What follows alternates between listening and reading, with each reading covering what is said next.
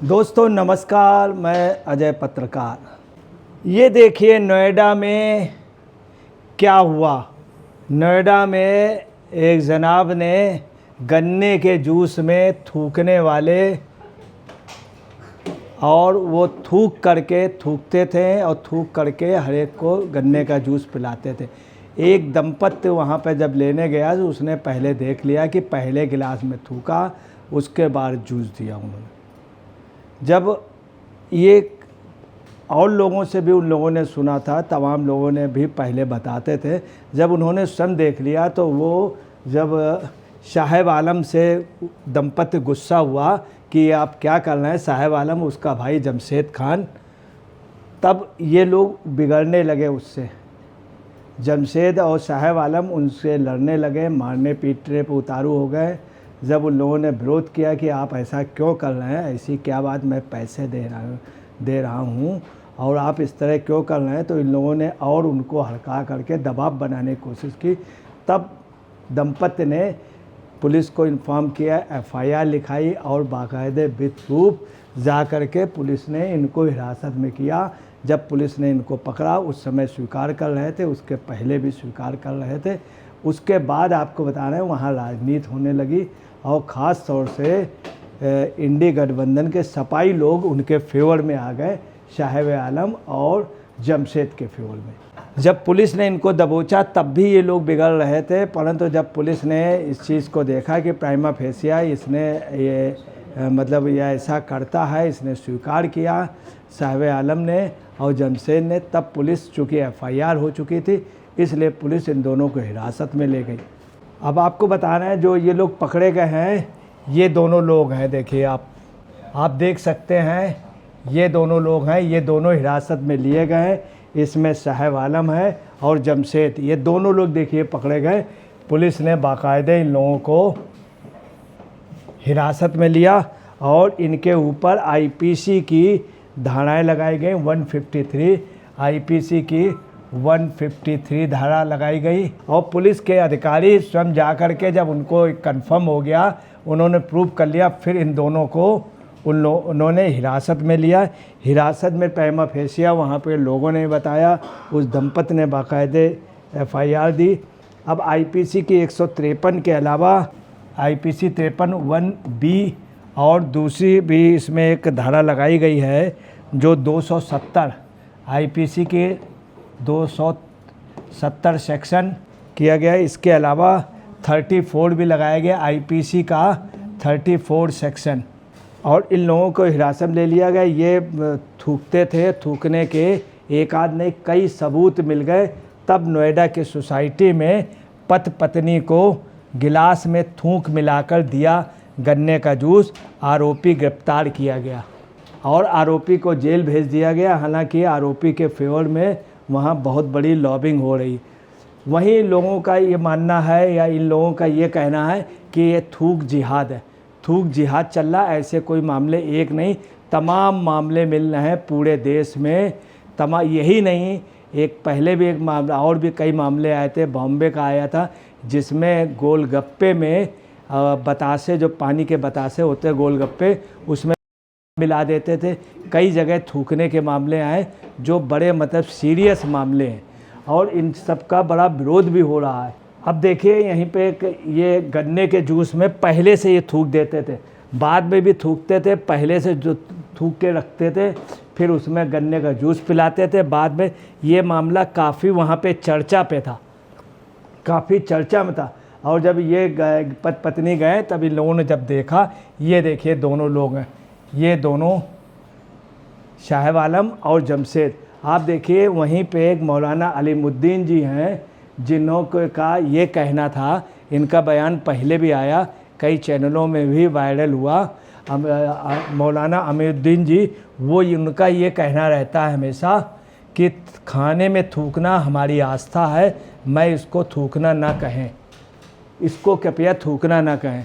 तो उनका ये कहना है कि खाने में हमारी आस्था है, इसको थूकना ना कहें। मौलाना अलीमुद्दीन जी ने पहले भी कई बार इनका वो वायरल हुआ। इसके अलावा उनका ये भी कहना है कि थूकना जो है ये गलत नहीं है। ये चमचों को, जो चमचे हैं जिनके उनके बर्तनों पे तो थूक नहीं रहे, ये उन चमचों पे थूकना है। उन्होंने ये कहा, टीवी डिबेट में भी कहा था, जिस पे आप समझ लिए काफ़ी विरोध भी हुआ था। अब आ गई थूकने की बात। इसको लेकर के पूरे देश में बहुत ज़्यादा तमाम ऐसे मामले मिल रहे हैं। आखिर ऐसा क्यों है? ये थूक जिहाद क्यों है? इसका मकसद क्या है? और ख़ास तौर से किसी भी चीज़ में खाने के पहले थूक देना, ऐसे मामले अब लोगों की चूँकि निगाह में आने लगे तो लोग सजग हो गए। तब ये पता चला इस तरह के मामले बहुत ज़्यादा ऐसे इनके ये जो पत्नी दंपत आए थे, इन्होंने देख लिया था गिलास में पहले से इन्होंने थूक कर रखा था, दोनों गिलास में, उसी में जूस दिया। तो ऐसे मामले जो आ रहे हैं, इनको लेकर ये 121 किलो काउंटी का मामला है, 121 का, और फेज़ 3 थाने में ये मामला रजिस्टर्ड हुआ। और अब उससे बड़ी जो बात है, गन्ने वाले का दुस्साहस देखिए कि उसने खुद उनको दंपत को अपने हरदम में ले लिया, उनको हड़काया वो, परंतु जब उन्होंने देखा कि ये बेहद गलत बात है, तब उन्होंने इसकी FIR की और वो लास्ट तक डरे दबे नहीं। हालांकि उनको दबाने की बहुत कोशिश की गई। ये दोनों लोग जो हैं, ये दोनों बहराइच के रहने वाले हैं, बहराइच के रहने वाले हैं। और ये भी पता चला कि बहराइच में एक पॉलिटिकल लीडर हैं जो इन्हीं के समाज के हैं, उनके ये बेहद ख़ास हैं। नोएडा में भी इनको कई लोगों की बैकिंग थी जो एक राजनीतिक पार्टी विशेष के हैं जो इंडी गठबंधन में है, और यूपी की एक बड़ी पार्टी रही है, उसके ये लोग ख़ास हैं, वो लोग इनकी बैकिंग में थे। ताजुब की बात यह है कि उस एरिए पे या इनके समर्थन में जो लोग आए हैं, उन्होंने किसी ने नहीं इस बात को स्वीकार करने नहीं था। बोले अरे हो गया, ज़रा सी बात थी, थोड़ी सी गलती हो गई, या ऐसा कोई बहुत बड़ा अपराध नहीं उसने कर दिया है साहिब आलम या जमशेद ने, या कोई किसी का कत्ल नहीं कर दिया जो इतनी बड़ी बात, छोटी सी बात का बतंगड़ बनाया जा रहा। ये इनके समर्थकों का कहना था, दूसरा एक राजनीतिक पार्टी के लोगों का कहना था। अगर इस तरह की राजनीति यूपी में या देश में होगी और नैतिकता रूप में इस चीज़ को गलती नहीं मानेंगे, तो देश का भविष्य, प्रदेश का भविष्य या लोगों का भविष्य क्या होगा? थूकना, अगर आप किसी धर्म की आस्था से हट करके सोचें, क्या किसी को खाने में थूक करके देना उचित है? ये एक सोचने की बात है, ये उचित नहीं है। आपको अगर थूकना, सामने थूक करके दिखाइए, आप पीठ पीछे अलग से थूक के देना, ये उससे बड़ा अपराध है, ये उससे बड़ा। क्या दूसरी एक बात है, क्या आप और सभी लोगों को देंगे थूक करके? ऐसा भी नहीं है कि एक ख़ास तौर से एक ही संप्रदाय के लोगों को थूक करके देना, ये उससे ज़्यादा निंदनीय है। यहाँ की जो बात हुई है, यहाँ पे ये चीज़ भी प्रकाश में आई, सबसे बड़ी बात ये। मगर चूँकि पुलिस या आम लोग इन सब मजहबी या इन सब में नहीं पढ़ना चाहते हैं, परंतु नैतिक रूप से ये बेहद गलत है। इस तरह की अगर बातें होती हैं तो गलत। आपको बता रहे, क्षितिज भाटिया ने फिर इस पे FIR कराई, क्षितिज भाटिया दंपत ने। और क्षितिज भाटिया दंपत ने तब कराई है जब वहाँ पे लोगों से जब बहस हो रही थी, जिन लोगों ने वहाँ, और जो आम आदमी जा रहे थे, उन्होंने कहा कि नहीं भाई साहब, इस चीज़ का विरोध होना चाहिए, आप विरोध कीजिए, हम आपके साथ FIR। तब क्षितिज भाटिया की हिम्मत हुई, क्षितिज भाटिया ने इसकी FIR कराई है, और पत्नी दोनों ने इसके अलावा तमाम लोगों ने गवाह दिया है, और उसको अरेस्ट कर लिया गया। और थूक जिहाद की बात भी पहले इन लोगों ने स्वीकार की थी, बाद में उनके फेवर में कई बड़ी नामचीन एडवोकेट आ गए, तमाम बड़े नेता आ गए, एक राजनीतिक पार्टी के तमाम विधायक और सांसदों ने लामबंदी कर ली थी उसके, और ये मामला लखनऊ तक चला गया। आप समझ, लखनऊ के कई लीडर, इटावा से लीडर, उन सब ने आप समझ लीजिए इनके फेवर में हो गए।